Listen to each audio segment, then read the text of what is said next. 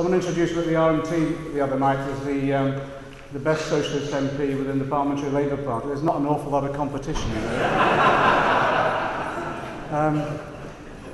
I'm sorry I've missed the other speakers. I just want to bring solidarity, really. Solidarity to all those in struggle, in particular the Spanish mine workers who are going through it at the moment, and obviously we offer every support we possibly can. I'll be brief, because I think Mark summed it all up, really.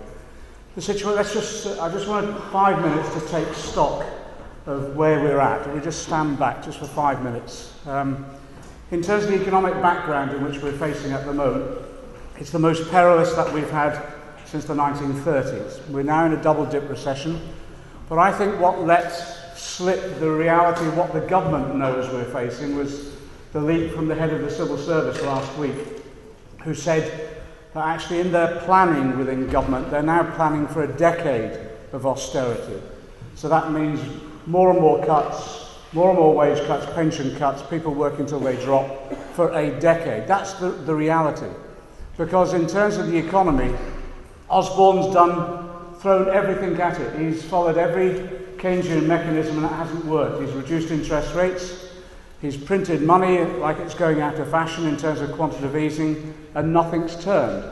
Nothing's turned whatsoever, because the solution isn't about quantitative easing or interest rates, whatever. The battle is about the control and the distribution of wealth and the control of the means of production and exchange and finance. And that's what it's coming down to. This is almost, you know, some of us have waited for generations for this. This is a classical Marxist crisis of capitalism.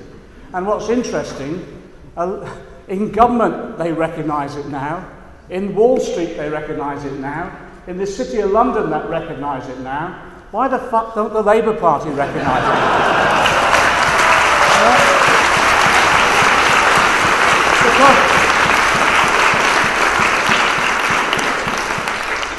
I've got to stop swearing, I'm really sorry. Because that's the situation we face. In terms of the politics of this, we now move into, by Christmas, by January, we'll be gone beyond the midterm of this Parliament. So therefore, by January, the rundown will be to the general election in 2015, if not before, if we can't bring this government down before. And at that stage, what happens is, I'm an MP, I know, what happens is, being in government is almost irrelevant. Being in your constituency becomes more important. Just surviving the next general election will be preying on the mind after MP after MP. And already there are fractures in the coalition and in the Tory party. Osborne now, this eminent screens of Tory tactics, has now become a liability, an embarrassment to be associated with, even by most of their supporters. They begin to fracture, and from January onwards, as they go into the downward path towards the next election, they will fracture even more. So what am I saying? Well, what I'm saying is, if we strategically work together in solidarity, we can not just destroy this government at the next election, we can bring this government down. And that's what we've got to devote our discussions to. How do we bring this government down? Now, taking stock in terms of our movement, it's, you know, we go through it time and time again. I repeat on every platform, the three methods we use are the ballot box, industrial action, what we used to call insurrection, but we politely now call direct action. They're the three elements of activity. They're the three elements of activity. The ballot box will not become available to us unless we force the issue through industrial action and through direct action. And if we take stock in terms of industrial action at the moment, I think people need to be buoyant. We've had more industrial action over the last 18 months than we've had in a whole generation. And it's been coordinated action in many instances as well. And why has that been brought about? Well, to be frank, because of you. Because of the work that you're doing on the ground, union by union, to explain to members the situation, to try and retrieve individual members back for their members in terms of internal democracy, and then bring people out in terms of action itself. But also, it's been brought about, and we should acknowledge this, we don't thank people enough in our movement, it's been brought about by the hard work of people like Mark Sawatka, quite honestly. Just day in, day out, putting the argument to his own membership and negotiating with other trade union leaders. And I want to thank him. Thank him for what he's doing to this movement, quite honestly. Because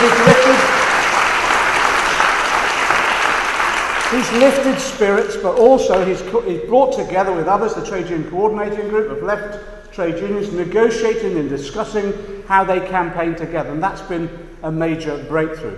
But union by union now, we're seeing people plan ahead. Plan, first of all, individual actions over this coming month, this summer. So the Unite Bus Workers, solidarity to them. HMRC, the Friends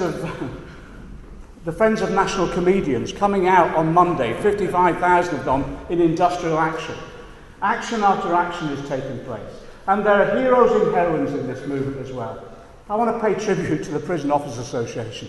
What they did on May the 10th was just bloody heroic. They can't take industrial action. It's illegal for them to take industrial action. So what does Steve Gillen do? He convenes meetings outside every prison for his members, so they come out. And they have the longest agenda for that meeting in living trade union history. In fact, it takes them all day before they go back to work. That sort of creativity we should applaud. And you know, I don't know about you, I haven't lived long enough to see 15,000 police officers march in London, to see the BMA call for action by doctors themselves, and to see shareholders slap in the face in terms of individual chief executives to prevent them having their salaries. Now, I don't know about you, but I think that makes it a revolutionary moment, quite honestly. To actually have that coming together means people are bloody angry, and they're willing to be mobilised, and they're willing to take action. Just to see Martin Sorrell's face when he lost £2.7 million in that AGM was fucking wonderful, wasn't it? Really into them, in their faces. So I think we should be buoyant about this. That what we've got in terms of the trade union movement at the moment is an absolute resurgence based upon what?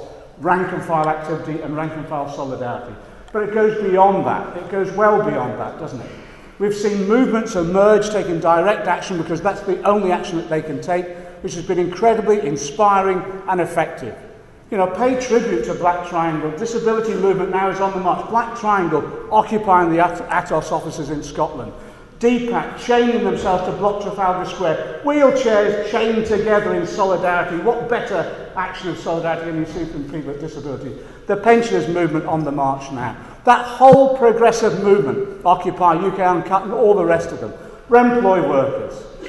Remploy workers, I spoke at the TUC Disabled Workers Conference the other week. They'd been down to Disability UK because Swace, who heads Disability UK, had sold them out and wrote the report to close their factories down. They called it the Trojan horse. So they went to Disability UK. They took out the tent and they occupied the garden. Some young people from Occupy were walking by, said, "Love your tent, GMB." Said, "No," they said, "No, we want to occupy it." But they brought a horse with them. The Trojan horse, they described, so they brought a horse. I just thought the horse disgraced itself and crapped everywhere, but it was just so symbolic of that solidarity action. And what are they doing now? I just came back from GMB conference. They're planning to occupy their factories. Absolute superb solidarity work.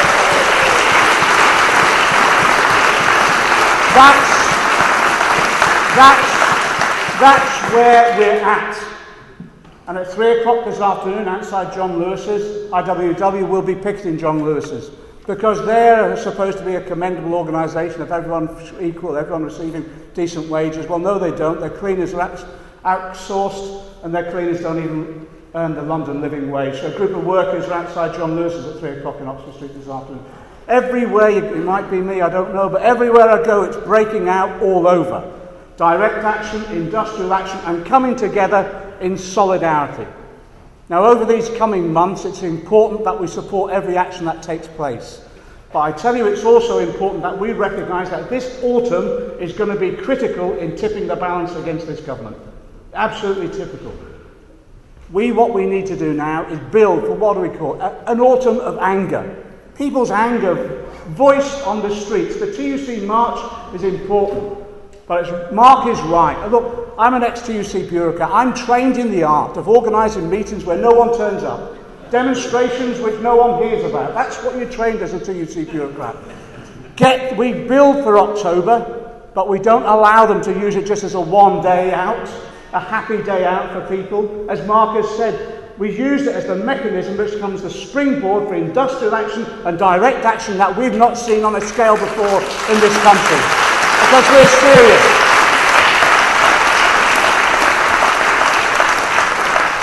Because we're serious. and our intent is straightforward. It's to bring this government down.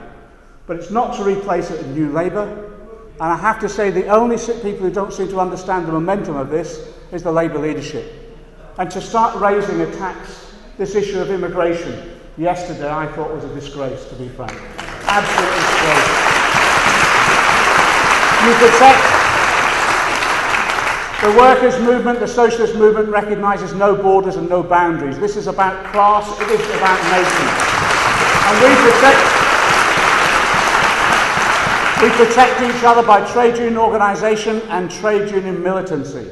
And we provide the houses and the public services that we need by redistribution of wealth and investment in those services. This isn't a competition amongst working class people. This is a class fight between one class and another. And that's the reality. And it's at its starkest now. So I just say this finally. This coming period is actually critical for us now. All of us have a responsibility on our individual shoulders to decide what role we're going to play. How can we mobilise in our communities, in our trade unions, within our wider society? What role can we play in bringing people onto the streets to bring this government down?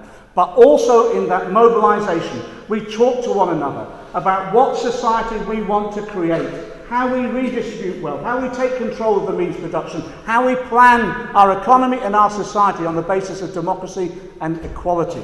That's what this is about. If we bring this government down and we simply replace it with another wreck of a new Labour government, it will be a disaster. We've got to now, this is an opportunity, Mark is right, this is an opportunity in generations. It's the worst of times or the best of times. The worst of times because of the suffering that's going on, but the best of times because the opportunity has been given to our generation to actually now go out there and potentially create a socialist society. It needs three things: courage, determination, above all else, solidarity. Solidarity.